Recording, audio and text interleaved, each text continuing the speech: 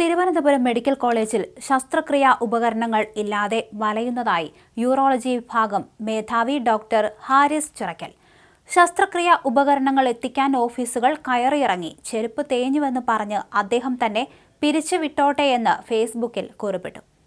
എന്നാൽ ആരോഗ്യവകുപ്പ് ഡോക്ടറെ തള്ളി രംഗത്തെത്തി. ഉപകരണങ്ങൾ ലഭ്യമാകാതെ വന്നതോടെ ശസ്ത്രക്രിയകൾ മാറ്റിയെന്ന് ഡോക്ടർ ഹാരിസ് പറഞ്ഞു.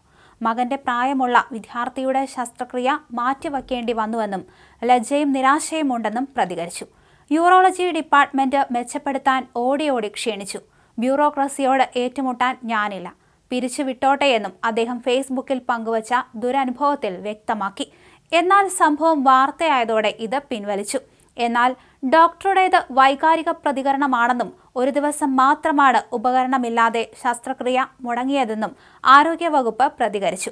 ഉപകരണങ്ങൾ വാങ്ങുന്നതിലുണ്ടായ കാലതാമസം സാങ്കേതികമാണെന്നും ഒറ്റ ദിവസം മാത്രമാണ് ശസ്ത്രക്രിയയിൽ പ്രശ്നമുണ്ടായതെന്നും വകുപ്പ് മേധാവികൾ പറയുന്നു. ഡോക്ടറുടേത് വൈകാരിക പ്രതികരണമെന്നും വിശദീകരണം തേടുമെന്നാണ് ആരോഗ്യവകുപ്പിന്റെ നിലപാട്. ഡോക്ടറുടെ ആരോപണങ്ങൾ തെറ്റെന്ന് DME വിശ്വനാഥൻ പ്രതികരിച്ചു.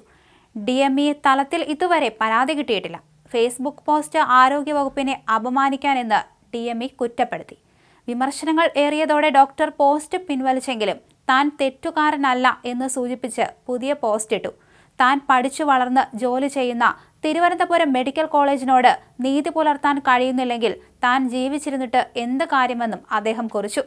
ഡോക്ടർ ഹാരിസിന്റെ പുതിയ കുറിപ്പ് ഇങ്ങനെയാണ്: പോസ്റ്റ് പിൻവലിക്കുന്നു. ഞാൻ തെറ്റുകാരനല്ല. പരിമിതികളാണ് എനിക്ക് ചുറ്റും. അതിനുള്ളിൽ നിന്ന് എൻ്റെ വിഭാഗത്തിൽ ചികിത്സ തേടി വരുന്ന ഓരോ മനുഷ്യനും എനിക്ക് കഴിയുന്നതിൻ്റെ പരമാവധി ചികിത്സ നൽകാൻ ശ്രമിച്ചുകൊണ്ടേയിരിക്കും. ഇതിനൊപ്പം ആത്മാർത്ഥമായി ജോലി ചെയ്യുന്ന സീനിയർ ഡോക്ടർമാരും ജൂനിയർ ഡോക്ടർമാരുമാണ് എൻ്റെ ശക്തി. ഇന്ന് വരെ വ്യക്തിപരമായ ഒരു കാര്യത്തിനും ആരുടെയും മുന്നിൽ ഞാൻ നട്ടെല്ല് വളച്ചിട്ടില്ല. വകുപ്പ് മേധാവിയായ ശേഷം ഒരുപാട് പേരെ സാർ വിളിച്ചു. ഒരുപാട് മേശകളുടെ മുന്നിൽ ഓച്ചാനിച്ചു നിന്നു. ഒരുപാട് കമ്മിറ്റികൾക്ക് പോയി. ഒന്നും നടന്നില്ല. എൻ്റെ കുടുംബങ്ങളിലെ ഒരു പരിപാടികൾക്കും ഞാനിപ്പോൾ പോകാറില്ല. ടൂറിനോ ദൂരയാത്രകൾക്കോ കോൺഫറൻസുകൾക്കോ ഒന്നും പോകാറില്ല. ആശുപത്രിയിൽ ഒരു വകുപ്പ് മേധാവിക്ക് രോഗികളുടെ മേൽ അത്രയ്ക്ക് ശ്രദ്ധ വേണം. എൻ്റെ അസാന്നിധ്യം കൊണ്ടോ അനാസ്ഥ കൊണ്ടോ ഒരു മനുഷ്യനും ബുദ്ധിമുട്ട് ഉണ്ടാകരുത് എന്ന കർത്തവ്യബോധം മനസ്സിലുണ്ട്. എപ്പോഴാണ് ആശുപത്രിയിൽ നിന്ന് വിളിക്കുക എന്ന് അറിയാൻ കഴിയില്ല. ഒരു സമയത്ത് മസ്തിഷ്ക മരണം സംഭവിച്ച വ്യക്തിയുടെ വൃക്ക കൊണ്ടുവന്ന് ആരും ഏറ്റുവാങ്ങാൻ ഇല്ലാതെ കോറിഡോറിൽ ആംബുലൻസ് ഡ്രൈവർ കാത്തിരുന്ന സംഭവമൊക്കെ നിങ്ങൾ പലരും ഓർക്കുന്നുണ്ടാകും.